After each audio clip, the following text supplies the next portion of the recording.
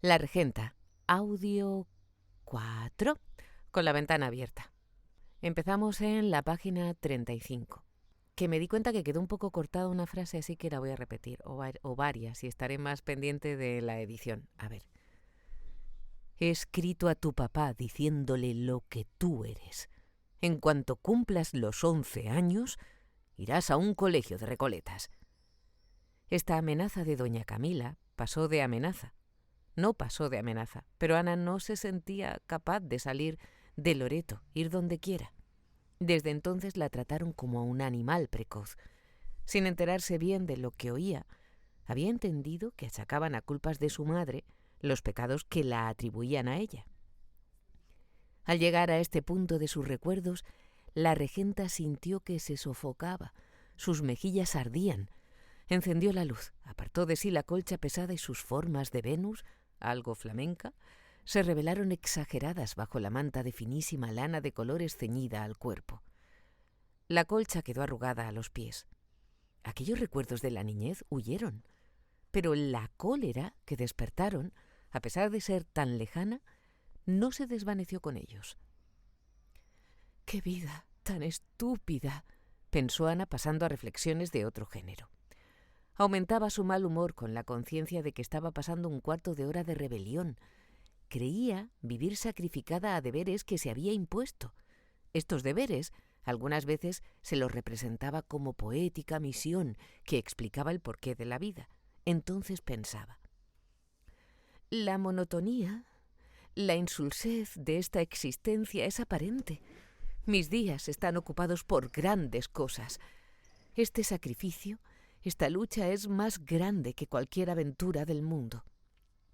En otros momentos, como ahora, tascaba el freno la pasión sojuzgada, protestaba el egoísmo, la llamaba loca, romántica, necia y se decía: «¡Qué vida tan estúpida!». Esta conciencia de la rebelión la desesperaba. Quería aplacarla y se irritaba. Sentía cardos en el alma. En tales horas no podía haber voz más oportuna. Y sin saber cómo, sin querer, se le apareció el Teatro Real de Madrid y vio a don Álvaro Mesía, el presidente del casino, ni más ni menos, envuelto en una capa de embozos grana, cantando bajo los balcones de Rosina: «Ecco ridente il cielo». La respiración de la regenta era fuerte, frecuente. Su nariz palpitaba ensanchándose, sus ojos tenían fulgores de fiebre y estaban clavados en la pared, mirando la sombra sinuosa de su cuerpo ceñido por la manta de colores. Quiso pensar en aquello, en Lindoro, en el barbero, para suavizar la aspereza de espíritu que la mortificaba. Si yo tuviera un hijo ahora, aquí, besándole, cantándole. Huyó la vaga imagen del zorro, del rorro, y otra vez se presentó el esbelto don Álvaro, pero de gabán blanco entallado, saludándola como saludaba el rey Amadeo. Mesía, al saludar, humillaba los ojos cargados de amor ante los de ella imperiosos, imponentes. Sintió flojedad en el espíritu. La sequedad y tirantez que la mortificaban se fueron convirtiendo en tristeza y desconsuelo. Ya no era mala. Ya sentía como ella quería sentir, y la idea de su sacrificio se le apareció de nuevo, pero grande ahora, sublime, como una corriente de ternura capaz de anegar el mundo. La imagen de don Álvaro también fue desvaneciéndose, cual un cuadro disolvente. Ya no se veía más que el gabán blanco, y detrás, como una filtración de luz, iban destacándose una bata escocesa a cuadros, un gorro verde de terciopelo y oro con borla, un bigote y una perilla blancos, unas cejas grises muy espesas, y al fin, sobre un fondo negro, brilló entera la respetable y familiar figura de su don Víctor Quintanar, con un nimbo de luz en torno. Aquel era el sujeto del sacrificio, como diría don Cayetano. Ana Ozores depositó un casto beso en la frente del caballero y sintió vehementes deseos de verle, de besarle, en realidad como al cuadro disolvente. Mala hora, sin duda, era aquella. Pero la casualidad vino a favorecer el anhelo de la casta esposa. Se tomó el pulso, se miró las manos. No veía bien los dedos. El pulso latía con violencia.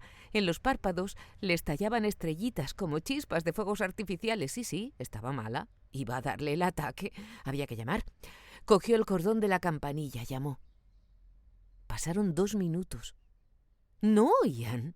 Nada. Volvió a empuñar el cordón, llamó. Oyó pasos precipitados, al mismo tiempo que por una puerta de escape entraba Petra, su doncella, asustada, casi desnuda. Se abrió la colgadura granate y apareció el cuadro disolvente. El hombre de la bata escocesa y el gorro verde con una palmatoria en la mano. «¿Qué tienes, hija mía?», gritó don Víctor acercándose al lecho. «¿Qué tienes, hija mía?», gritó don Víctor acercándose al lecho. Era el ataque, aunque no estaba segura de que viniese con todo el aparato nervioso de costumbre. Pero los síntomas los de siempre. No veía, le estallaban chispas de brasero en los párpados y en el cerebro, se le enfriaban las manos y de pesadas no le parecían suyas. Petra corrió a la cocina sin esperar órdenes. Ya sabía lo que necesitaba, tila y azahar. Don Víctor se tranquilizó. Estaba acostumbrado al ataque de su querida esposa. Padecía la infeliz, pero no era nada. «No pienses en ello. Ya sabes que es lo mejor». «Sí, tienes razón. Acércate, háblame, siéntate aquí». Don Víctor se sentó sobre la cama y depositó un beso paternal en la frente de su señora esposa. Ella le apretó la cabeza contra su pecho y derramó algunas lágrimas. Notadas que fueron las cuales por don Víctor, exclamó éste: «¿Ves? Ya lloras. Buena señal. La tormenta de nervios se deshace en agua. Está conjurado el ataque. Verás cómo no sigue». En efecto, Ana comenzó a sentirse mejor. Hablaron. Ella manifestó una ternura que él le agradeció en lo que valía. Volvió Petra con la tila. Don Víctor observó que la muchacha no había reparado el desorden de su traje, que no era traje, pues se componía de la camisa, un pañuelo de lana corto echado sobre los hombros y una falda que, mal atada al cuerpo, dejaba adivinar los encantos de la doncella, dado que fueran encantos, que don Víctor no entraba en tales averiguaciones, por más que sin querer aventuró para sus adentros la hipótesis de que las carnes debían de ser muy blancas, toda vez que la chica era rubia azafranada. Con la tila y el azahar, Anita acabó de serenarse. Respiró con fuerza. Sintió un bienestar que le llenó el alma de optimismo. Qué solícita era Petra y su Víctor. Qué bueno. Y había sido hermoso, no cabía duda. Verdad era que sus 50 y tantos años parecían 60. Pero 60 años de una robustez envidiable. Su bigote blanco, su perilla blanca, sus cejas grises le daban venerable y hasta heroico aspecto de brigadier y aún de general. No parecía un regente de audiencia jubilado, sino un ilustre caudillo en situación de cuartel. Petra, temblando de frío con los brazos cruzados, unos blanquísimos brazos bien torneados, se retiró discretamente, pero se quedó en la sala contigua esperando órdenes. Ana se empeñó en que Quintanar, casi siempre le llamaba así, bebiese aquella poca tila que quedaba en la taza. Pero si don Víctor no creía en los nervios, si estaba sereno, muerto de sueño, pero tranquilo. No importaba, era un capricho. No lo conocía él, pero se había asustado. «Que no, hija mía, que te juro que sí, que sí». Don Víctor tomó tila y acto continuo bostezó enérgicamente. «¿Tienes frío?» «Frío yo». Y pensó que dentro de 3 horas, antes de amanecer, saldría con gran sigilo por la puerta del parque, la huerta de los Ozores. Entonces sí que haría frío. Sobre todo cuando llegaran el Montico, él y su querido Frígilis, su Pílades cinegético, como le llamaba. Iban de caza, una caza prohibida a tales horas por la regenta. Anita no dejó a Víctor tan pronto como él quisiera. Estaba muy habladora, su querida mujercita. Le recordó 1000 episodios de la vida conyugal siempre tranquila y armoniosa. «¿No quisieras tener un hijo, Víctor?», preguntó la esposa apoyando la cabeza en el pecho del marido. «Con 1000 amores», contestó él. Contestó el exregente buscando en su corazón la fibra del amor paternal. No la encontró, y para figurarse algo parecido pensó en su reclamo de perdiz, escogidísimo regalo de Frígilis. Si mi mujer supiera que solo puedo disponer de 2 horas y media de descanso, me dejaría volver a la cama. Pero la pobrecita lo ignoraba todo, debía ignorarlo. Más de media hora tardó la regenta en cansarse de aquella locuacidad nerviosa. ¡Qué de proyectos, qué de horizontes de color de rosa! Y siempre, siempre juntos Víctor y ella. ¿Verdad? Sí, hijita mía, sí. Pero debes descansar, te exaltas hablando. Tienes razón. Siento una fatiga dulce. Voy a dormir. Él se inclinó para besarle la frente, pero ella, echándole los brazos al cuello y hacia atrás la cabeza, recibió en los labios el beso. Don Víctor se puso un poco encarnado. Sintió hervir la sangre, pero no se atrevió. Además, antes de 3 horas debía estar camino del montico con la escopeta al hombro. Si se quedaba con su mujer, adiós cacería. Y Frígilis era inexorable en esta materia. Todo lo perdonaba menos faltar o llegar tarde o un madrugón por el estilo. Sálvense los principios, pensó el cazador. Buenas noches, tórtola mía. Y se acordó de las que tenía en la pajarera. Y después de depositar otro beso por propia iniciativa en la frente de Ana, salió de la alcoba con la palmatoria en la diestra mano. Con la izquierda levantó el cortinaje granate, volvióse, saludó a su esposa con una sonrisa y con majestuoso paso, no obstante calzar bordadas zapatillas, se restituyó a su habitación que estaba al otro extremo del caserón de los Ozores. Atravesó un gran salón que se llamaba El Estrado. Anduvo por pasillos anchos y largos, llegó a una galería de cristales y allí vaciló un momento. Volvió pies atrás, desanduvo todos los pasillos y discretamente llamó a una puerta.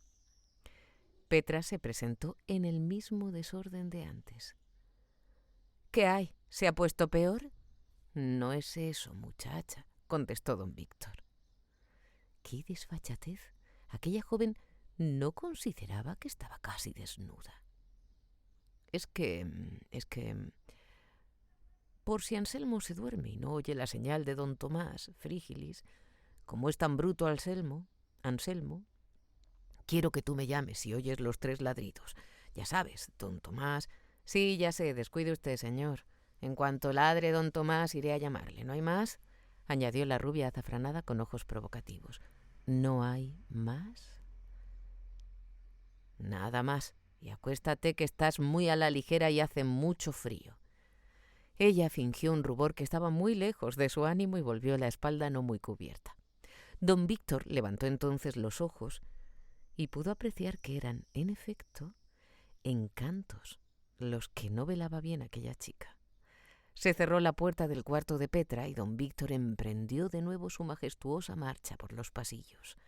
Pero antes de entrar en su cuarto se dijo: «Ea, ya que estoy levantado, voy a dar un vistazo a mi gente». En un extremo de la galería de cristales había una puerta. La empujó suavemente y entró en la casa. Habitación de sus pájaros, que dormían el sueño de los justos. Con la mano que llevaba libre hizo una pantalla para la luz de la palmatoria y de puntillas se acercó a la canariera. No había novedad. Su visita inoportuna no fue notada más que por 2 o 3 canarios, que movieron las alas estremeciéndose y ocultaron la cabeza entre la pluma. Siguió adelante. Las tórtolas también dormían.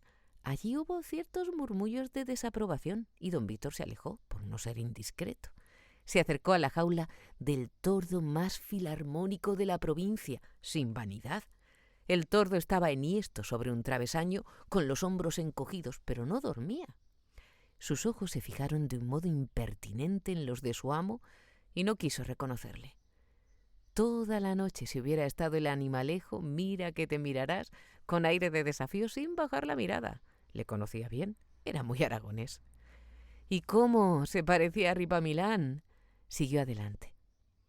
Quiso ver la codorniz, pero la salvaje africana se daba de cabezadas, asustada contra el techo de lienzo de su jaula chata, y la dejó tranquilizarse.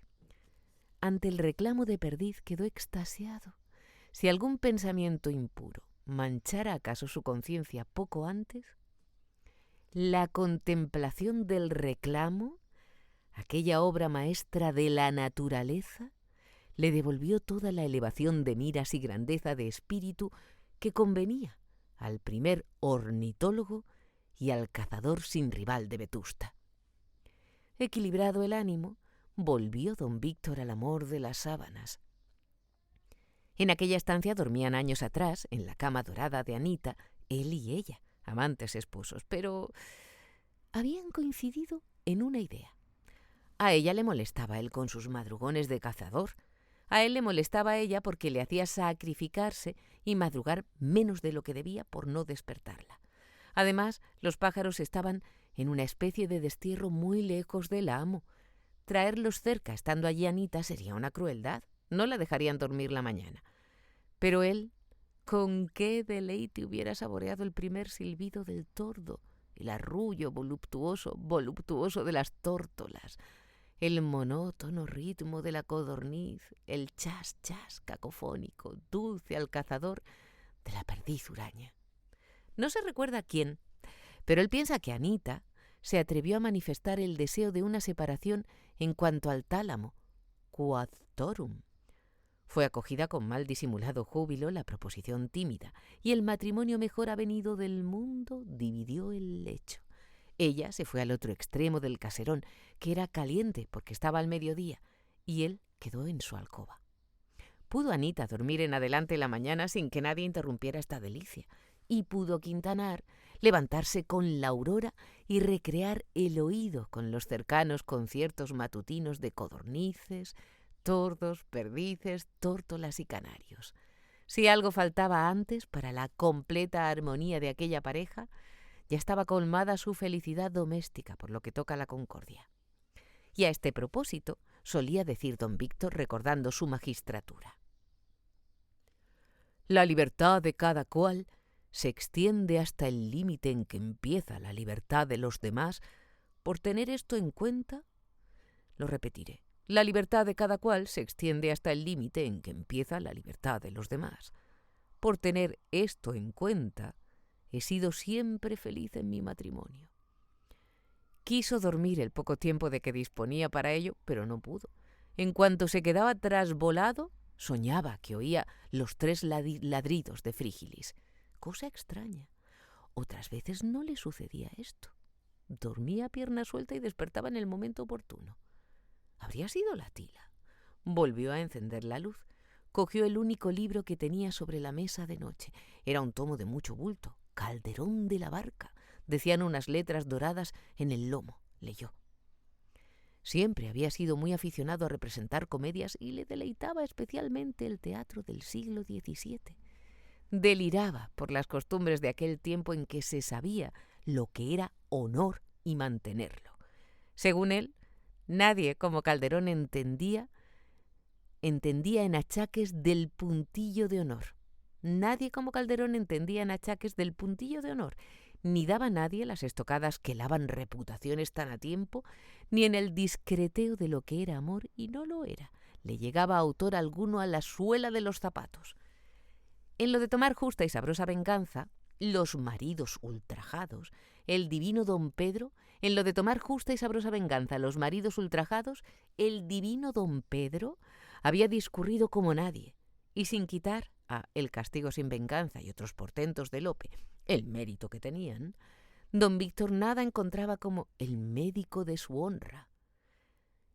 Si mi mujer, decía a Frígilis, fuese capaz de caer en liviandad digna de castigo, lo cual es un absurdo supuesto, bien, pero suponiendo ese absurdo, yo le doy una sangría suelta. Y hasta nombraba el albéitar, a quien había de llamar y tapar los ojos con todo lo demás del argumento. Tampoco le parecía mal lo de prender fuego a la casa y vengar secretamente el supuesto adulterio de su mujer. Si llegara el caso, que claro que no llegaría, él no pensaba prorrumpir en preciosa tirada de versos, porque ni era poeta ni quería calentarse al calor de su casa incendiada. Pero en todo lo demás había de ser dado el caso no menos riguroso que tales y otros caballeros parecidos de aquella España de mejores días. Frigilis opinaba que todo aquello estaba bien en las comedias, pero que en el mundo un marido no está para divertir al público con emociones fuertes, y lo que debe hacer en tan apurada situación es perseguir al seductor ante los tribunales y procurar que su mujer vaya a un convento. ¡Absurdo! ¡Absurdo!, gritaba don Víctor. Jamás se hizo cosa por el estilo en los gloriosos siglos de estos insignes poetas. Afortunadamente, añadía calmándose, yo no me veré nunca en el doloroso trance de escogitar medios para vengar tales agravios. Pero juro a Dios que, llegado el caso, mis atrocidades serían dignas de ser puestas en décimas calderonianas. Y lo pensaba como lo decía. Todas las noches antes de dormir se daba un atracón de honra a la antigua, como él decía, honra habladora, así con la espada como con la discreta lengua. Quintanar manejaba el florete, la espada española, la daga. Esta afición le había venido de su pasión por el teatro. Cuando trabajaba como aficionado, había comprendido en los numerosos duelos que tuvo en escena la necesidad de la esgrima, y con tal calor lo tomó y tal disposición natural tenía, que llegó a ser poco menos que un maestro. Por supuesto, no entraba en sus planes matar a nadie. Era un espadachín lírico, pero su mayor habilidad estaba en el manejo de la pistola. Encendía un fósforo con una bala a 25 pasos, mataba un mosquito a 30 y se lucía con otros ejercicios por el estilo. Pero no era jactancioso. Estimaba en poco su destreza. Casi nadie sabía de ella. Lo principal era tener aquella sublime idea del honor tan propia para redondillas y hasta sonetos. Él era pacífico. Nunca había pegado a nadie. Las muertes que había firmado como juez le habían causado siempre inapetencias, dolores de cabeza, a pesar de que se creía irresponsable. Leía, pues, don Víctor a Calderón sin cansarse, y próximo estaba a ver cómo se atravesaban con sendas quintillas dos valerosos caballeros que pretendían la misma dama, cuando oyó 3 ladridos lejanos. Era Frígilis. Doña Ana tardó mucho en dormirse, pero su vigilia ya no fue impaciente, desabrida. El espíritu se había refrigerado con el nuevo sesgo de los pensamientos. Aquel noble esposo a quien debía la dignidad y la independencia de su vida, bien merecía la abnegación constante a que ella estaba resuelta. Le había sacrificado su juventud. ¿Por qué no continuar el sacrificio? No pensó más en aquellos años en que había una calumnia capaz de corromper la más pura inocencia. Pensó en lo presente. Tal vez había sido providencial aquella aventura de la barca de Trébol. Si al principio, por ser tan niña, no había sacado ninguna enseñanza de aquella injusticia, de aquella injusta persecución de la calumnia, más adelante, gracias a ella, aprendió a guardar las apariencias. Supo, recordando lo pasado, que para el mundo, no hay más virtud que la ostensible y aparatosa. Su alma se regocijó contemplando en la fantasía el holocausto del general respeto, de la admiración que como virtuosa y bella se le tributaba. En Vetusta, decir la regenta era decir la perfecta casada. Ya no veía a Anita la estúpida existencia de antes. Recordaba que la llamaban madre de los pobres. Sin ser beata, las más ardientes fanáticas la consideraban buena católica. Los más atrevidos tenorios, famosos por sus temeridades, bajaban ante ella los ojos y su hermosura se adoraba en silencio. Tal vez muchos la amaban, pero nadie se lo decía. Aquel mismo don Álvaro, que tenía fama de atreverse a todo y conseguirlo todo, la quería, la adoraba sin duda alguna. Estaba segura. Más de 2 años hacía que ella lo había conocido, pero él no había hablado más que con los ojos, donde Ana fingía no adivinar una pasión que era un crimen. Verdad era que en estos últimos meses, sobre todo desde algunas semanas a esta parte, se mostraba más atrevido, hasta algo imprudente. él que era la prudencia misma, y solo por esto digno de que ella no se irritara contra su infame intento. Pero ya sabría contenerle, sí. Ella le pondría a raya helándole con una mirada, y pensando en convertir en carámbano a don Álvaro Mesía, mientras él se obstinaba en ser de fuego, se quedó dormida dulcemente. En tanto, allá abajo, en el parque, miraba al balcón cerrado del tocador de la regenta don Víctor, pálido y ojeroso, como si saliera de una orgía. Daba pataditas en el suelo para sacudir el frío y decía a Frígilis, su amigo: «Pobrecita, cuán ajena estará, allá en su tranquilo sueño, de que su esposo la engaña y sale de casa 2 horas antes de lo que ella piensa». Frígilis sonrió como un filósofo y echó a andar delante. Era un señor ni tan alto ni bajo cuadrado, ni alto ni bajo, cuadrado. Vestía cazadora de paño pardo. Iba tocado con gorra negra con orejeras y por único abrigo ostentaba una inmensa bufanda a cuadros que le daba 10 vueltas al cuello. Todo lo demás eran utensilios y atributos de caza, pero sobrios, como los de un Nemrod. Don Víctor, al llegar a la puerta del parque, volvió a mirar hacia el balcón lleno de remordimientos.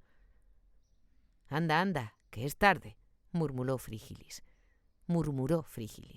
No había amanecido.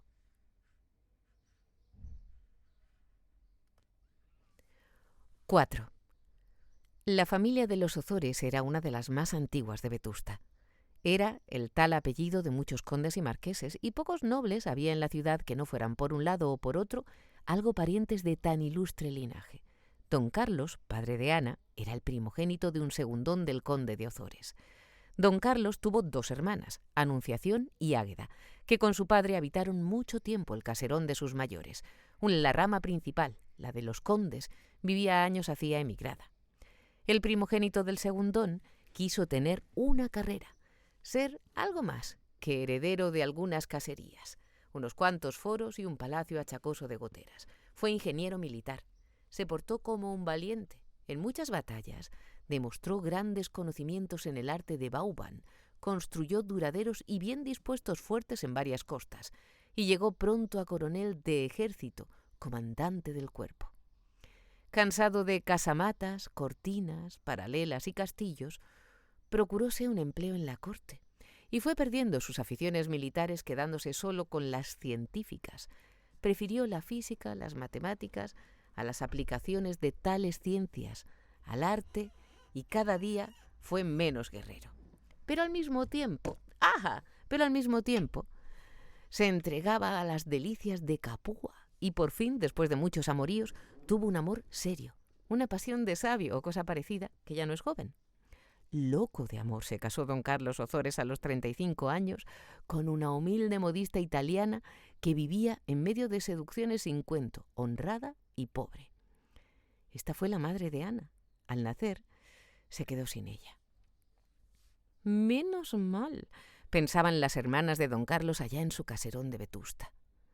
Su matrimonio había originado al coronel un rompimiento con su familia. Se escribieron 2 cartas secas y no hubo más relaciones. Si viviera mi padre, pensaba Ozores, de fijo perdonaba este matrimonio desigual. Si viviera padre, moriría del disgusto, decían las solteronas implacables. Toda la nobleza vetustense aprobaba la conducta de aquellas señoritas que vieron un castigo de Dios en el desgraciado puerperio de la modista italiana, su cuñada indigna.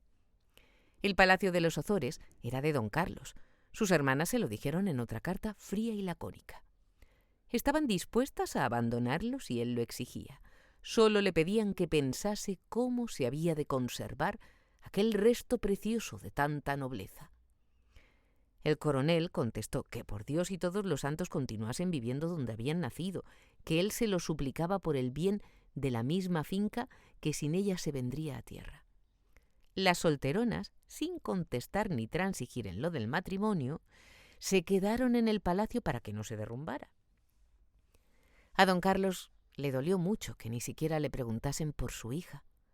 La nobleza vetustense opinó que muerto el perro no se acababa la rabia, que la muerte providencial de la modista no era motivo suficiente para hacer las paces con el infame don Carlos ni para enterarse de la suerte de su hija. Tiempo había para proteger a la niña sin menoscabo de la dignidad si, como era de presumir, la conducta loca de su padre le arrastraba a la pobreza. Además, se corrió por Vetusta que don Carlos se había hecho masón republicano y, por consiguiente, ateo. Sus hermanas se vistieron de negro y en el gran salón, en el estrado, recibieron a toda la aristocracia de Vetusta como si se tratara de visitas de duelo. La estancia estaba casi a oscuras. Por los grandes balcones no se dejaba pasar más que un rayo de luz. Se hablaba poco, se suspiraba y se oía el aleteo de los abanicos. Flop, flop, flop, flop, flop. «Cuánto mejor hubiese sido que se hubiera vuelto loco», exclamó el marqués de Vegallana, jefe del Partido Conservador de Vetusta. «¡Qué loco!», contestó una de las hermanas, doña Anunciación. «Diga usted, marqués, que ojalá Dios se acordase de él antes que verle así». Hubo unánime aprobación por señas. Muchas cabezas se inclinaron lánguidamente y se volvió a suspirar. Aquello del republicanismo no necesitaba comentarios. Don Carlos, en efecto, se había hecho liberal de los avanzados, y de los estudios físicos matemáticos había pasado a los filosóficos, y de resueltas era un hombre que ya no creía sino lo que tocaba, hecha excepción de la libertad, que no la pudo tocar nunca y creyó en ella muchos años. La vida de liberal en ejercicio en aquellos tiempos tenía poco de tranquila. Don Carlos se dedicó a filósofo, a conspirador, para lo cual creyó oportuno pedir la absoluta. «Yo, ingeniero, no podría conspirar nunca», creía en el espíritu de cuerpo. «Como particular puedo procurar la salvación del país por los medios más adecuados». No hay que pensar que era tonto don Carlos, sino un buen matemático bastante instruido en varias materias. Pudo reunir una mediana biblioteca, donde había no pocos libros de los condenados en el índice. Amaba la literatura con ardor y era, por entonces, todo lo romántico que se necesitaba para conspirar con progresistas. Lo que pudiera haber de falso y contradictorio en el carácter de don Carlos era obra de su tiempo.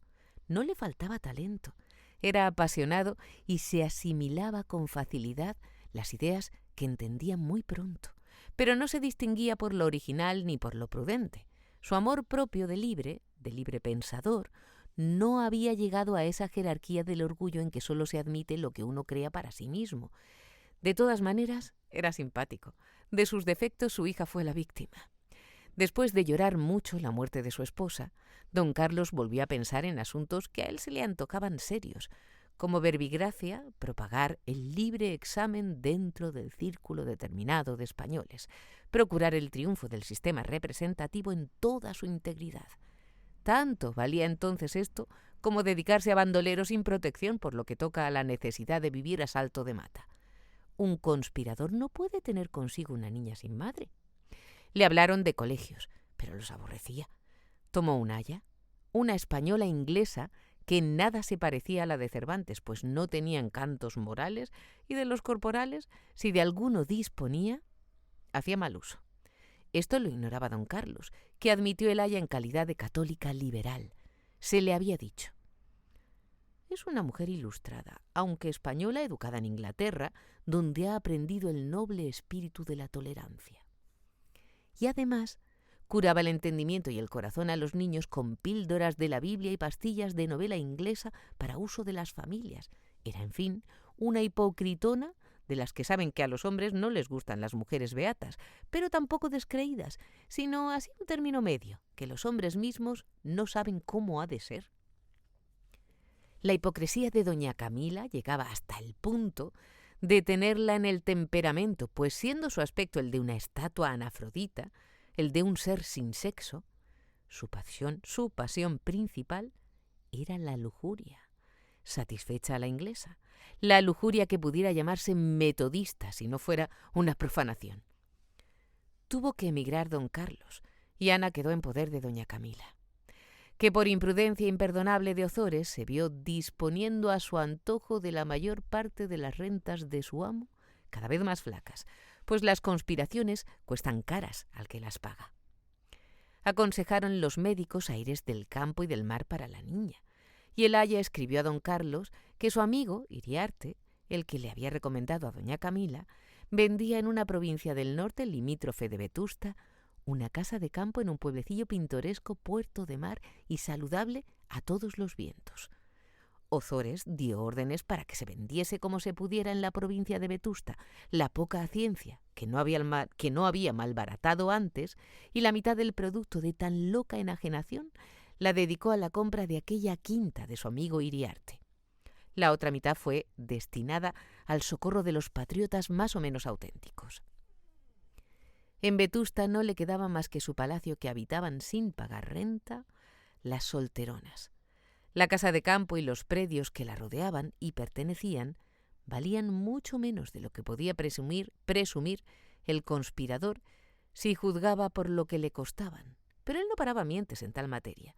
Se iba arruinando ni más ni menos que su patria. Pero así como la lista civil le dolía lo mismo que si la pagase él entera, de las mangas y capirotes que hacían con sus bienes, le importaba poco. Repetiré. Pero así como la lista civil le dolía lo mismo que si la pagase él entera, de las mangas y capirotes que hacían con sus bienes le importaba poco. No era todo desprendimiento. Vagamente veía en lontananza un porvenir de indemnizaciones patrióticas que, aunque estaban en el programa de su partido, a él no le alcanzaron.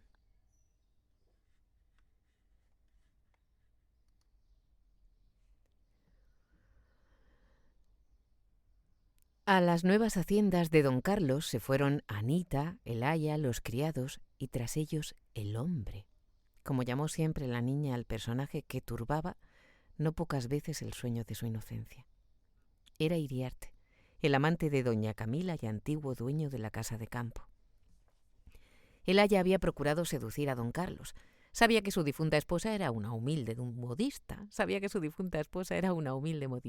Y ella, doña Camila Portocarrero, que se creía descendiente de nobles, bien podía aspirar a la sucesión de la italiana.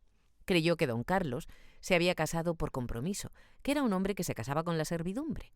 Conocía a este tipo y sabía cómo se le trataba. Pero fue inútil. En el poco tiempo que pudo aprovechar para hacer la prueba de su sabio y complicado sistema de seducción, don Carlos no echó de ver siquiera que se le tendía una red amorosa. Por aquella época era él casi sansimoniano. Emigró Ozores, y doña Camila juró odio eterno al ingrato y consagró, con la paciencia de los reformistas ingleses, un culto de envidia póstuma a la modista italiana que había conseguido casarse con aquel estuco. Anita pagó por los dos. El aya afirmaba en todas partes, entre interjecciones aspiradas, que la educación de aquella señorita de 4 años exigía cuidados muy especiales, con alusiones maluciosas, vagas y envueltas en misterios a la condición social de la italiana. Daba a entender que la ciencia de educar no esperaba nada bueno de aquel retoño de meridionales concupiscencias. En voz baja decía el aya que la madre de Anita tal vez antes de modista había sido bailarina. De todas suertes, doña Camila se rodeó de precauciones pedagógicas y preparó a la infancia de Ana Ozores un verdadero gimnasio de moralidad inglesa.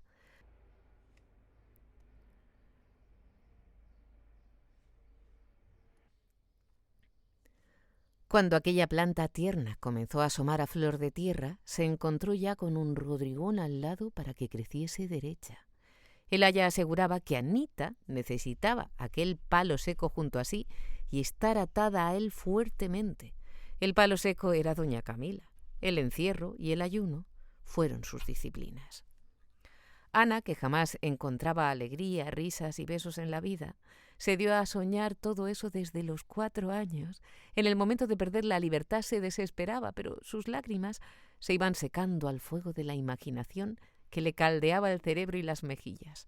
La niña fantaseaba primero milagros que la salvaban de sus prisiones, que eran una muerte. Figurábase vuelos imposibles. «Yo tengo unas alas y vuelo por los tejados, pensaba. Me marcho como esas mariposas. Y dicho y hecho, ya no estaba allí. Iba volando por el azul que veía allá arriba. Si doña Camila se acercaba a la puerta a escuchar por el ojo de la llave, no oía nada. La niña, con los ojos muy abiertos, brillantes, los pómulos colorados, estaba horas y horas recorriendo espacios que ella creaba llenos de ensueños confusos, pero iluminados por una luz difusa que centelleaba en su cerebro. Nunca pedía perdón. No lo necesitaba. Salía del encierro pensativa, altanera, callada. Seguía soñando. La dieta le daba nueva fuerza para ello. La heroína de sus novelas de entonces era una madre.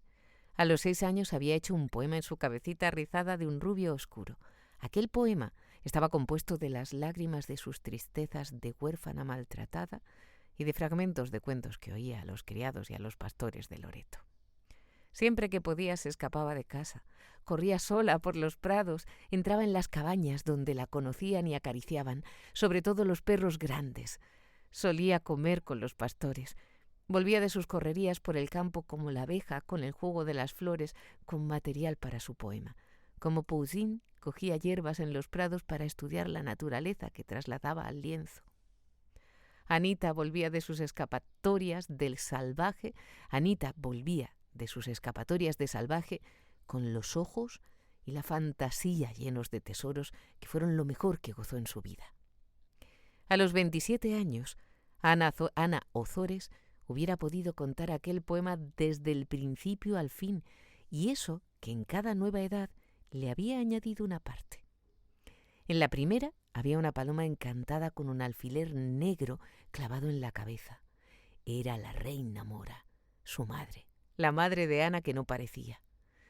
Todas las palomas con manchas negras en la cabeza podían ser una madre, según la lógica poética de Anita. La idea del libro, como manantial de mentiras hermosas, fue la revelación más grande de toda su infancia: saber leer. Esta ambición fue su pasión primera. Los dolores que doña Camila le hizo padecer antes de conseguir que aprendiera las sílabas, perdonóselos todos ella de todo corazón. Al fin pudo leer, pero los libros que llegaban a sus manos no le hablaban de aquellas cosas que soñaba. No importaba. Ella les haría hablar de lo que quisiese. Le enseñaban geografía, donde había enumeraciones fatigosas de ríos y montañas. Veía Ana aguas corrientes, cristalinas, y la sierra con sus pinos altísimos y soberbios troncos. Nunca olvidó la definición de isla, porque se figuraba un jardín rodeado por el mar y era un contento. La historia sagrada fue el maná de su fantasía en la aridez de las lecciones de doña Camila. Adquirió su poema formas concretas, ya no fue nebuloso. Y en las tiendas de los israelitas, que ella bordó con franjas de colores, acamparon ejércitos de bravos marineros de Loreto, de pierna desnuda, musculosa y velluda, de gorro catalán, de rostro curtido, triste y bondadoso, barba espesa y rizada y ojos negros.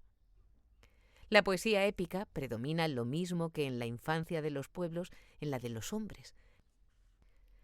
La poesía épica predomina lo mismo que en la infancia de los pueblos en la de los hombres. Ana soñó en adelante más que nada batallas, una Ilíada, mejor, un Ramayana sin argumento. Necesitaba un héroe, y lo encontró: Germán, el niño de Colondres. Sin que él sospechara las aventuras peligrosas en que su amiga le metía, se dejaba querer y acudía a las citas que ella le daba en la barca de trébol. Nada le decía de aquellas grandes batallas que le obligaba a ganar en el extremo oriente, en las que ella le asistía haciendo el papel de reina consorte con arranques de amazona. Algunas veces le propuso, hablándole al oído, viajes muy arriesgados a países remotos que él ni de nombre conocía. Germán aceptaba inmediatamente y estaba dispuesto a convertirse en diligencia si Ana aceptaba el cargo de mula, o viceversa. No era eso. La niña quería ir a tierra de moros de verdad, a matar infieles o a convertirlos, como Germán quisiera. Germán prefería matarlos. Y dicho y hecho, se metían en la barca, mientras el barquero dormía a la sombra de un cobertizo en la orilla. A costa de grandes sudores, conseguían un ligero balanceo del gran navío que tripulaban, y entonces era cuando se creían bogando a toda vela por mares nunca navegados. A costa de grandes sudores, conseguían un ligero balanceo del gran navío que tripulaban, y entonces era cuando se creían bogando a toda vela por mares nunca navegados. Germán gritaba: ¡Orza! ¡A babor! ¡A estribor! ¡Hombre al agua! ¡Un tiburón! Pero tampoco era aquello lo que quería Anita. Quería marchar de veras, muy lejos, huyendo de doña Camila. La única ocasión en que Germán correspondió al tipo ideal que de su carácter y prenda se había forjado Anita fue cuando aceptó la escapatoria nocturna para ver juntos la luna desde la barca y contarse cuentos. Este proyecto le pareció más viable que el de irse a Morería y se llevó a cabo. Ya se sabe cómo entendió la grosera y lasciva doña Camila la aventura de los niños. Era de tal índole la maldad de esta hembra, que daba por buenas las desazones que el lance pudiera causarle por la responsabilidad que ella tenía con tal de ver comprobados por los hechos sus pronósticos. Como su madre, decía a las personas de confianza. Improper, si ya lo decía yo, el instinto, la sangre. No basta la educación contra la naturaleza. Desde entonces educó a la niña sin esperanzas de salvarla. Como si cultivara una flor podrida ya por la mordedura de un gusano. No esperaba nada, pero cumplía con su deber. Loreto era una aldea y como doña Camila refería la aventura a quien la quisiera oír, llorando la infeliz, rendida bajo el peso de la responsabilidad, y ella poco podía contra la naturaleza.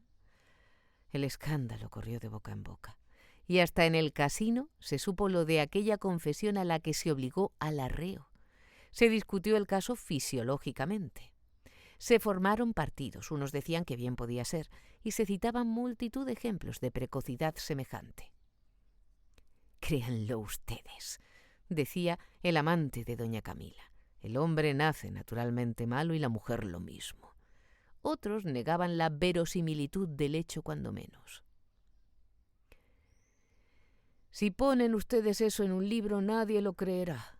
Ana fue objeto de curiosidad general. Querían verla, desmenuzar sus gestos, sus movimientos, para ver si se le conocía en algo. «Lo que es desarrollada lo está, y mucho para su edad», decía el hombre de doña Camila, que saboreaba por adelantado la lujuria de lo porvenir. En efecto, parece una mujercita, y se la devoraba con los ojos. Se deseaba un milagroso crecimiento instantáneo de aquellos encantos que no estaban en la niña, sino en la imaginación de los socios del casino. A Germán no pareció por Loreto, se le atribuían 15 años. Por este lado no había dificultad. Doña Camila se creyó obligada en conciencia a indicar algo a la familia. Al padre no, sería un golpe de muerte. Escribió a las tías de Vetusta. Era el último porrazo. El nombre de los Ozores deshonrado, porque al fin Ozores era la niña aunque indigna. Entonces doña Anuncia, la hermana mayor, escribió a don Carlos, porque el caso era apurado. No le contaba el lance de la deshonra C por B, porque ni sabía cómo había sido, ni era decente referir a un padre tales escándalos, ni una señorita, una soltera, aunque tuviese más de 40 años, podía descender a ciertos pormenores. Se le escribió a don Carlos nada más que esto, que era preciso llevar consigo a Anita, pues si la niña no vivía al lado de su padre, corría grandes riesgos, si no estaba en peligro inminente el honor de los Ozores. Don Carlos entonces no podía restituirse a la patria como él decía. Pasaron años. Pudo y quiso acogerse a una amnistía y volvió desengañado. Doña Camila y Ana se trasladaron a Madrid y allí vivían parte del año los tres juntos, pero el verano y el otoño lo pasaban en la quinta de Loreto. La calumnia con que Laya había querido manchar para siempre la pureza virginal de Anita se fue desvaneciendo. El mundo se olvidó de semejante absurdo, y cuando la niña llegó a los 14 años, ya nadie se acordaba de la grosera y cruel impostura, a no ser el aya, su hombre, que seguía esperando, y las tías de Vetusta. Pero se acordaba, y mucho, Ana misma. Al principio la calumnia habíale hecho poco daño. Era una de tantas injusticias de doña Camila. Pero poco a poco fue entrando en su espíritu una sospecha. Aplicó sus potencias con intensidad increíble al enigma que tanta influencia tenía en su vida, que a tantas precauciones obligaba a Laya. Quiso saber lo que era aquel pecado de que la acusaban, y en la maldad de doña Camila y en la torpe vida mal disimulada de esta mujer se afiló la malicia de la niña, que fue comprendiendo en qué consistía tener honor y en qué perderlo. Y como todos daban a entender que su aventura de la barca de Trébol había sido una vergüenza, su ignorancia dio por cierto su pecado.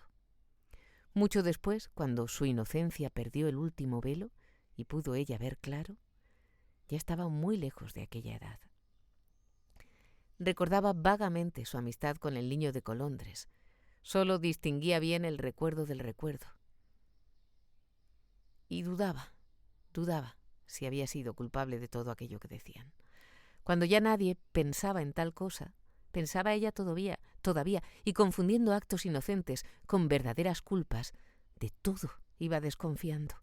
Creyó en una gran injusticia que era ley del mundo, porque Dios quería, tuvo miedo de lo que los hombres opinaban de todas las acciones, y contradiciendo poderosos instintos de su naturaleza, vivió en perpetua escuela de disimulo, contuvo los impulsos de espontánea alegría, y ella, antes altiva, capaz de oponerse al mundo entero, se declaró vencida.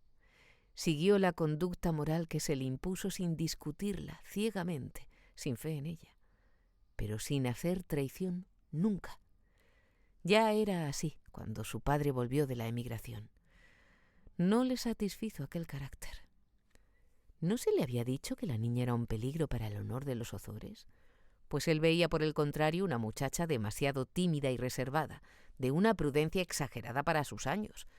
Ya le pesaba de haber entregado su hija a la gazmoñería inglesa, que según él no servía para la raza latina. Volvía de la emigración muy latino. Afortunadamente allí estaba él para corregir aquella educación viciosa. Despidió a doña Camila y se encargó de la instrucción de su hija. En el extranjero se había hecho don Carlos más filósofo y menos político. Para España no había salvación. Era un pueblo gastado. América se tragaba a Europa, además. Le preocupaban mucho las carnes en conserva que venían de los Estados Unidos.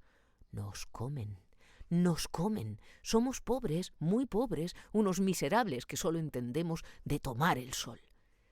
Él sí era pobre, y más, él sí era pobre. No él sí era pobre, él sí era pobre.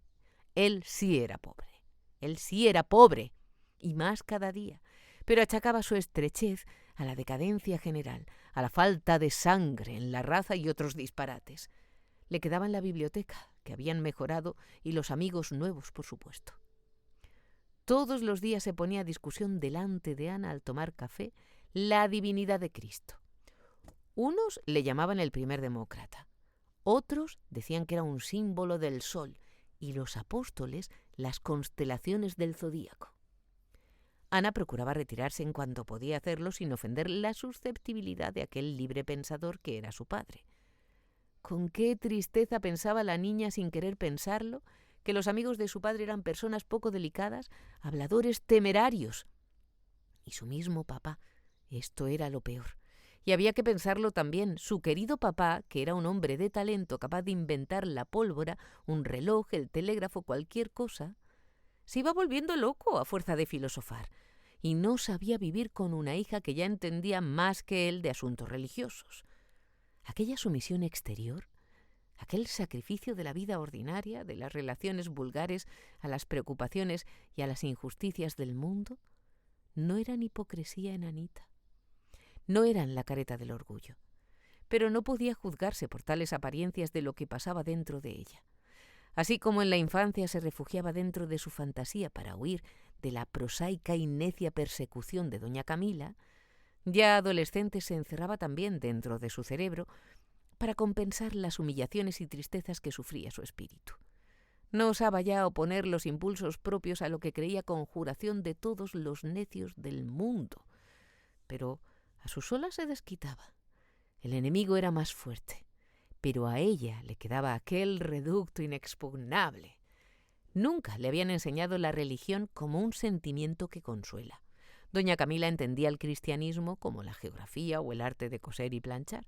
Era una asignatura de adorno o una necesidad doméstica. Nada le dijo contra el dogma, pero jamás la dulzura de Jesús procuró explicársela con un beso de madre. María Santísima era la Madre de Dios, en efecto, pero una vez que Ana volvió del campo diciendo que la Virgen, según le constaba a ella, lavaba en el río los pañales del niño Jesús, doña Camila, indignada, exclamó: «¡Improper! ¿Quién le inculcará a esta chiquilla estas sandeces del vulgo?». En este particular, don Carlos aprobaba el criterio de doña Camila. Precisamente él creía que el misterio de la encarnación era como la lluvia de oro de Júpiter, y remontándose más, en virtud de la mitología comparada, encontraba en la religión de los indios dogmas parecidos. Ana, en casa de su padre, disponía de pocos libros devotos, pero en cambio sabía mucha mitología, con velos y sin ellos. Solo aquello que el rubor más elemental manda que se tape era lo que ocultaba don Carlos a su hija. Todo lo demás podía y debía conocerlo. ¿Por qué no? ¿Por qué no? Y con multitud de citas explicaba y recomendaba a Ozores la educación omnilateral y armónica como la entendía él. «Yo quiero», concluía, «que mi hija sepa el bien y el mal para que libremente escoja el bien, porque si no, ¿qué mérito tendrán sus obras? Sin embargo, si su hija fuese fonámbula y trabajase en el alambre, don Carlos pondría una red debajo, aunque perdiese mérito el ejercicio. De las novelas modernas algunas les prohibía leer, algunas le prohibía leer, pero en cuanto se trataba de arte clásico, de verdadero arte, ya no había velos, podía leerse todo. El romántico Ozores era clásico después de su viaje por Italia. «El arte no tiene sexo», gritaba. «Vean ustedes, yo entrego a mi hija esos grabados que representan el arte antiguo, con todas las bellezas del desnudo que en vano querríamos imitar los modernos. Ya no hay desnudo». Y suspiraba. La mitología llegó a conocerla a Anita como en su infancia la historia de Israel. «Honni soit qui mali pense», repetía don Carlos, y lo otro de «Oh, procul, estote propan». Y no tomaba más precauciones. Por fortuna, en el espíritu de Ana, la impresión más fuerte del arte antiguo y de las fábulas griegas fue puramente estética. Se excitó su fantasía sobre todo, y gracias a ella, no a don Carlos, aquel inoportuno estudio del desnudo clásico no causó estragos.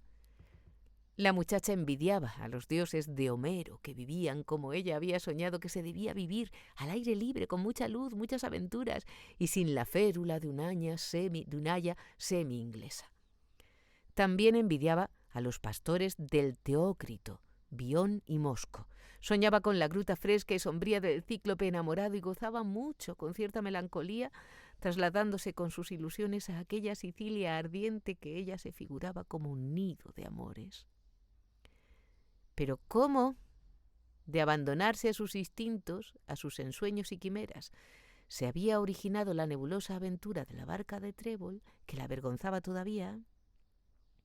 Miraba con desconfianza y hasta repugnancia moral cuanto hablaba de relaciones entre hombres y mujeres, si de ellas nacía algún placer, por ideal que fuese. Aquellas confusiones, mezcla de malicia y de inocencia, en que la habían sumergido las calumnias del aya y los groseros comentarios del vulgo, la hicieron fría, desabrida, huraña para todo lo que fuese amor, según se lo figuraba. Se la había separado sistemáticamente del trato íntimo de los hombres, como se aparta del fuego una materia inflamable. Doña Camila la educaba como si fuera un polvorín. Se había equivocado su natural instinto de la niñez. Aquella amistad de Germán había sido un pecado. ¿Quién lo diría? Lo mejor era huir del hombre. No quería más humillaciones. Esta aberración de su espíritu la facilitaban las circunstancias. Don Carlos no tenía más amistad que la de unos cuantos hongos filosofastros, hongos, filosofastros y conspiradores. Estos caballeros debían de estar solos en el mundo. Si tenían hijos y mujer, no los presentaban ni hablaban de ellos nunca. Anita no tenía amigas. Además, don Carlos la trataba como si fuese ella el arte, como si no tuviera sexo. Era aquella una educación neutra. A pesar de que Ozores pedía a grito pelado la emancipación de la mujer y aplaudía cada vez que en París una dama le quemaba la cara con vitriolo a su amante, en el fondo de su conciencia tenía a la hembra por un ser inferior, como un buen animal doméstico. No se paraba a pensar lo que podía necesitar Anita. A su madre la había querido mucho. Le había besado los pies desnudos durante la luna de miel, que había sido exagerada. Pero poco a poco, sin querer, había visto él también en ella a la antigua modista y la trató al fin como un buen amo, suave y contento. Fuera lo que fuere, él creía cumplir con Anita llevándola al Museo de Pinturas, a la Armería, algunas veces al Real y casi siempre al Paseo, con algunos librepensadores amigos suyos que se paraban para discutir a cada 10 pasos. Eran de esos hombres que casi nunca han hablado con mujeres. Esta especie de varones, aunque parece rara, abunda más de lo que pudiera creerse. El hombre que no habla con mujeres se suele conocer en que habla mucho de la mujer en general. Pero los amigotes de Ozores ni esto hacían. Eran pinos solitarios del norte que no suspiraban por ninguna palmera del mediodía. Aunque Ana llegaba a la edad en que la niña ya puede gustar como mujer, no llamaba la atención. Nadie se había enamorado de ella. Entre doña Camila y don Carlos habían atajado las rosas de sus rostros, aquella turgencia y expansión de formas que al amante del aya le arrancaban chispas de los ojos. Habían contenido su crecimiento. Anita iba a transformarse en mujer cuando parecía muy lejos aún de esta crisis. Estaba delgada, pálida, débil. Sus 15 años eran ingratos. A los 10 tenía las apariencias de los 13 y a los 15 representaba 2 menos. Como todavía no se había convenido en mantener a costa del erario a los filósofos, don Carlos, que no se ocupaba más que en arreglar el mundo y condenarlo tal como era, se vio pronto en apurada situación económica. Ya estaba cansado.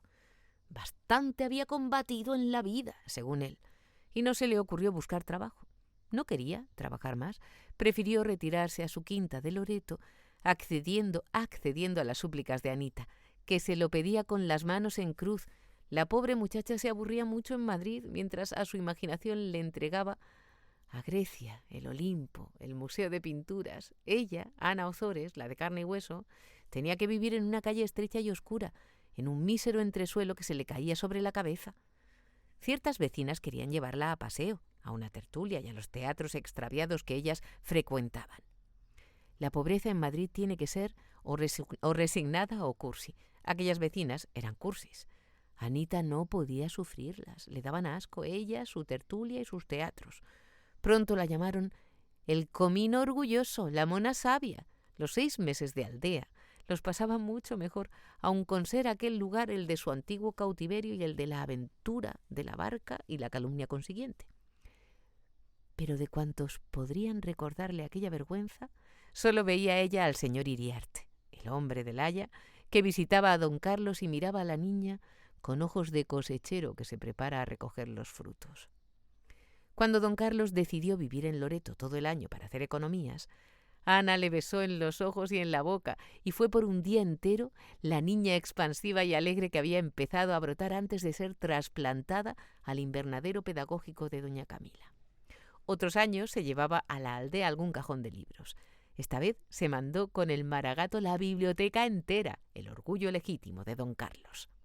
Un día de sol, en mayo, Ana, que se preparaba a una vida nueva por dentro, cantaba alegre, limpiando los estantes de la biblioteca en la quinta. Colocaba en los cajones los libros después de sacudirles el polvo, por el orden señalado en el catálogo escrito por don Carlos. Un día de sol, en mayo, Ana, que se preparaba a una vida nueva por dentro, cantaba alegre limpiando los estantes de la biblioteca en la quinta. Colocaba en los cajones los libros después de sacudirles el polvo, por el orden señalado en el catálogo escrito por don Carlos. Vio un tomo en francés. forrado de cartulina amarilla. Creyó que era una de aquellas novelas que su padre le prohibía leer y ya iba a dejar el libro cuando leyó en el lomo: Confesiones de San Agustín. ¿Qué hacía allí San Agustín? Don Carlos era un librepensador que no leía libros de santos, ni de curas, ni de neos, como él decía. Pero San Agustín era una de las pocas excepciones. Le consideraba como filósofo. Ana sintió un impulso irresistible. Quiso leer aquel libro inmediatamente. Sabía que San Agustín había sido un pagano libertino, a quien habían convertido voces del cielo por influencia de las lágrimas de su madre Santa Mónica. No sabía más. Dejó caer el plumero con que sacudía el polvo y en pie, bañados por un rayo de sol, su cabeza pequeña y rizada, y el libro abierto, leyó las primeras páginas. Don Carlos no estaba en casa. Ana salió con el libro dejado del brazo, fue a la huerta. Entró en el cenador cubierto de espesa enredadera perenne. Las sombras de las hojuelas de la bóveda verde jugueteaban sobre las hojas del libro, blancas y negras y brillantes. Se oía cerca, detrás, el murmullo discreto y fresco del agua de una acequia que corría despacio calentándose al sol. Fuera de la huerta sonaban las ramas de los altos álamos con el suave castañeteo de las hojas nuevas y claras que brillaban como lanzas de acero. Ana leía con el alma agarrada a las letras. Cuando concluía una página, ya su espíritu estaba leyendo al otro lado. Aquello sí que era nuevo. Toda la mitología era una locura, según el santo. Y el amor, aquel amor, lo que ella se figuraba pecado, pequeñez, un error, una ceguera. No, y el amor, aquel amor, lo que ella se figuraba pecado, pequeñez, un error, una ceguera. Bien había hecho ella en vivir prevenida. Recordó que en Madrid 2 estudiantes le habían escrito cartas a que ella no contestaba. Era su única aventura después de la vergüenza de la barca de Trébol. El santo decía que los niños son por instinto malos, que su perversión innata hace gozar y reír a los que los aman, pero sus gracias son defectos. El egoísmo, la ira, la vanidad los impulsan. Es verdad, pensaba ella arrepentida, pero entonces hacía falta otra cosa. ¿Aquel vacío de su corazón iba a llenarse? Aquella vida sin alicientes, negra en lo pasado, negra en lo porvenir, inútil, rodeada de inconvenientes y necedades, ¿iba a terminar? Como si fuera un estallido, sintió dentro de la cabeza un sí tremendo que se deshizo en chispas brillantes dentro del cerebro. Pasaba esto mientras seguía leyendo. Aún estaba aturdida, casi espantada por aquella voz que oyera dentro de sí, cuando llegó al pasaje en donde el santo refiere que paseándose él también por un jardín, oyó una voz que le decía «Tole lege», y que corrió al texto sagrado y leyó un versículo de la Biblia. Ana gritó, sintió un temblor por toda la piel de su cuerpo y en la raíz de los cabellos como un soplo, que los erizó y los dejó erizados muchos segundos. Tuvo miedo de lo sobrenatural. Creyó que iba a aparecérsele algo, pero aquel pánico pasó. Y la pobre niña sin madre sintió dulce corriente que le suavizaba el pecho al subir a las fuentes de los ojos. Las lágrimas agolpándose en ellos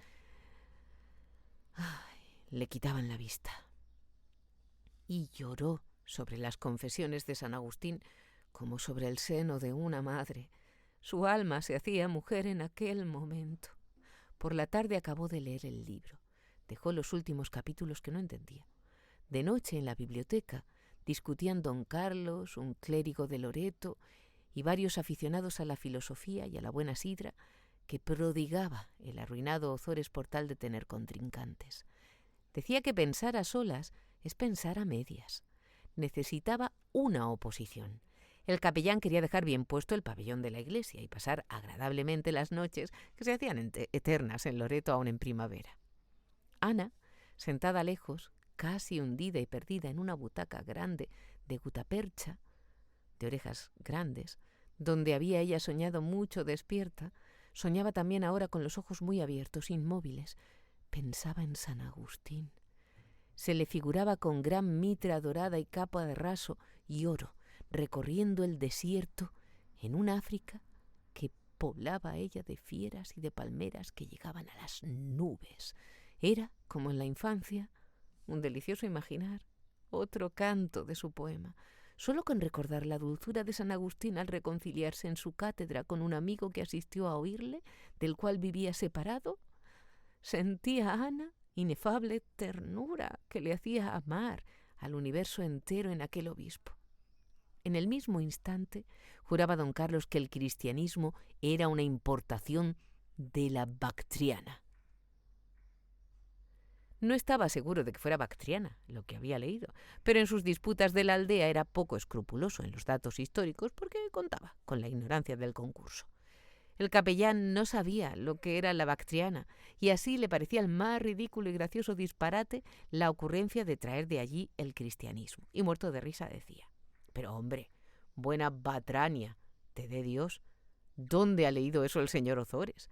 El capellán no era un San Agustín, pensaba Anita, no, porque San Agustín no bebería sidra, ni refutaría tan mal argumentos como los de su padre. No importaba. El clérigo tenía razón y eso bastaba. Decía grandes verdades sin saberlo. Don Carlos en aquel momento se puso a defender a los maniqueos. Menos absurdo me parece creer en un Dios bueno y otro malo que creer en Jehová Elohim, que era un déspota, un dictador, un polaco. Su padre era maniqueo. ¡Ay! Buenos ponía los maniqueos San Agustín, que también había creído errores así. Pero su padre llegaría a convertirse, como ella, que tenía lleno el corazón de amor para todos y de fe en Dios y en el santo obispo de Hiponax. Después, buscando en la biblioteca, halló el genio del cristianismo, que fue una revelación para ella. Probar la religión por la belleza le pareció la mejor ocurrencia del mundo.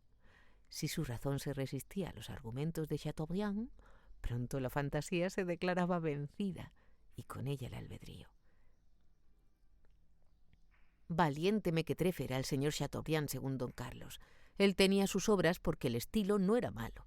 Se hablaba muy mal de Chateaubriand por aquel tiempo en todas partes. Después leyó Ana Los mártires. Ella hubiera sido de buen grado cimodocea.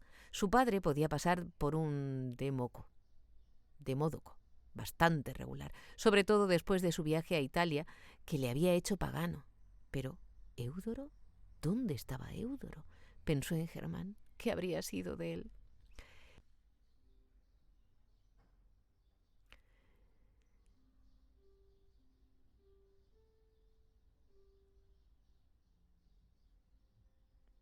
Después leyó Ana Los mártires. Ella hubiera sido de buen grado cimodocea. Su padre podía pasar por un demódoco, bastante regular, sobre todo después de su viaje a Italia, que le había hecho pagano. Pero Eudoro, ¿dónde estaba Eudoro? Pensó en Germán. ¿Qué habría sido de él? Difícil le fue encontrar entre los libros de su padre otros que hablasen, para bien, se entiende, de religión. Un tomo del Parnaso español estaba consagrado a la poesía religiosa. Los más eran versos pesados, oscuros, pero entre ellos vio algunos que le hicieron mejor impresión que el mismísimo Chateaubriand. Unas quintillas de Fray Luis de León comenzaban así: si quieres, como algún día, alabar rubios cabellos, alábalos de María, más dorados y más bellos que el sol claro al mediodía. Repito. Si quieres, como algún día, alabar rubios cabellos, alábalos de María, más dorados y más bellos que el sol claro al mediodía. El poeta eclesiástico, que olvidaba otros cabellos para alabar los de María, le pareció sublime en su ternura. Aquellos 5 versos despertaron en el corazón de Ana lo que puede llamarse el sentimiento de la Virgen, porque no se parece a ningún otro, y aquella fue su locura de amor religioso. María, además de reina de los cielos, era una madre, la de los afligidos. Aunque se la hubiese presentado, no hubiera tenido miedo. Aunque se le hubiese presentado, no hubiera tenido miedo. La devoción de la Virgen entró con más fuerza que la de San Agustín y la de Chateaubriand en el corazón de aquella niña que se estaba convirtiendo en mujer. El Ave María y la Salva adquirieron para ella nuevo sentido. Rezaba sin cesar. Pero no bastaba aquello. Quería más. Quería inventar ella misma oraciones. Don Carlos tenía también el Cantar de los Cantares en la versión poética de San Juan de la Cruz. Estaba entre los libros prohibidos para Anita. «A mí no me la dan», decía don Carlos guiñando un ojo.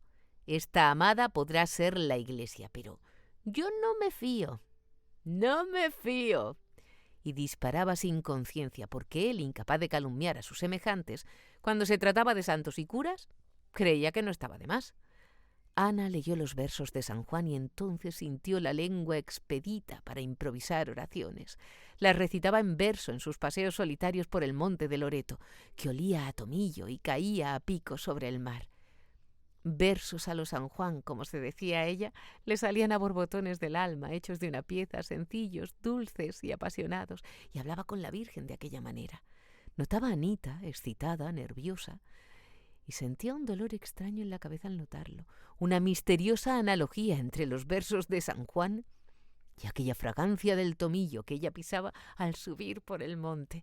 Verdad era que de algún tiempo a aquella parte su pensamiento, sin que ella quisiese, buscaba y encontraba secretas relaciones entre las cosas, y por todas sentía un cariño melancólico, ¡ay!, que acababa por ser una jaqueca aguda.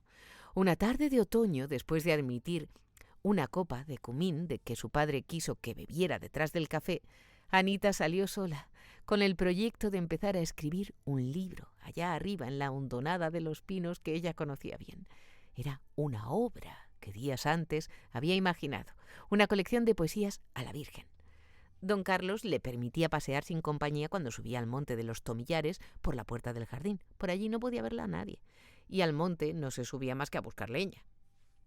Aquel día su paseo fue más largo que otras veces. La cuesta era ardua, el camino como de cabras.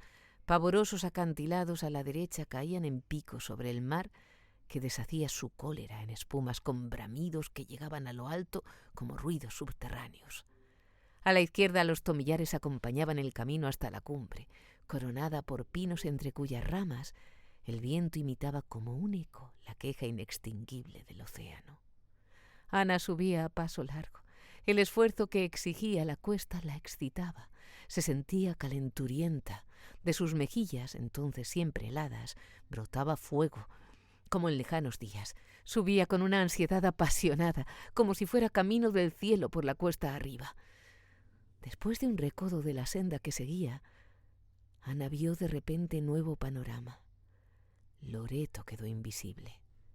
Enfrente estaba el mar, que antes oía sin verlo. El mar, mucho mayor que visto desde el puerto, más pacífico, más solemne. Desde allí las olas no parecían sacudidas violentas de una fiera enjaulada, sino el ritmo de una canción sublime, vibraciones de placas sonoras, iguales, simétricas, que iban de oriente a occidente.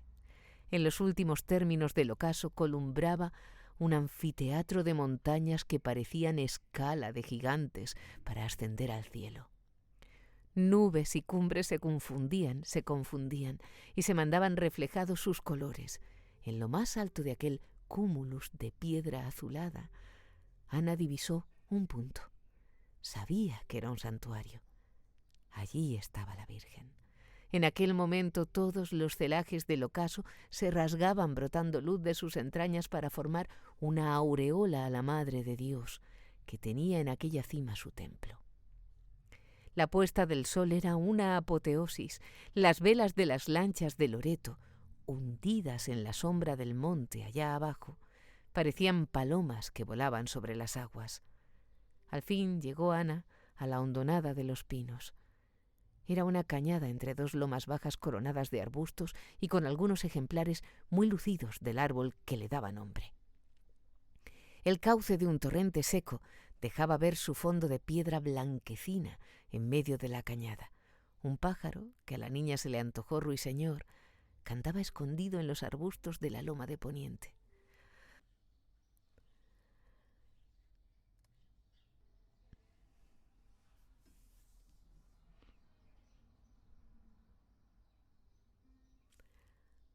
Ana se sentó sobre una piedra cerca del cauce seco. Se creía en el desierto. No había allí ruido que recordara al hombre. El mar, que ya no veía ella, volvía a sonar como un murmullo subterráneo. Los pinos sonaban como el mar y el pájaro como un ruiseñor. Estaba segura de su soledad. Abrió un libro de memorias, lo puso en sus rodillas y escribió con lápiz en la primera página. A la Virgen. Meditó esperando la inspiración sagrada. Antes de escribir, dejó hablar el pensamiento. Cuando el lápiz trazó el primer verso, ya estaba terminada dentro del alma la primera estancia. Siguió el lápiz corriendo sobre el papel, pero siempre el alma iba más deprisa. Los versos engendraban los versos como un beso provoca ciento. De cada concepto amoroso y rítmico brotaban enjambres de ideas poéticas que nacían vestidas con todos los colores y perfumes de aquel decir poético, sencillo, noble, apasionado. Cuando todavía el pensamiento seguía dictando a borbotones, tuvo la mano que renunciar a seguirle porque el lápiz ya no podía escribir. Los ojos de Ana no veían las letras ni el papel, estaban llenos de lágrimas. Sentían latigazos en las sienes y en la garganta, mano de hierro que apretaba. Se puso en pie, quiso hablar, gritó. Al fin su voz resonó en la cañada. Cayó el supuesto ruiseñor y los versos de Ana, recitados como una oración entre lágrimas, salieron al viento repetidos por las resonancias del monte. Llamaba con palabras de fuego a su Madre Celestial. Su propia voz la entusiasmó. Sintió escalofríos y ya no pudo hablar. Se doblaron sus rodillas, apoyó la frente en la tierra. Un espanto místico la dominó un momento. No osaba levantar los ojos. Temía estar rodeada de lo sobrenatural. Una luz más fuerte que la del sol atravesaba sus párpados cerrados. Sintió ruido cerca. Gritó, alzó la cabeza despavorida. No tenía duda. Una zarza de la loma de enfrente se movía y con los ojos abiertos al milagro vio un pájaro oscuro salir volando de un matorral y pasar sobre su frente.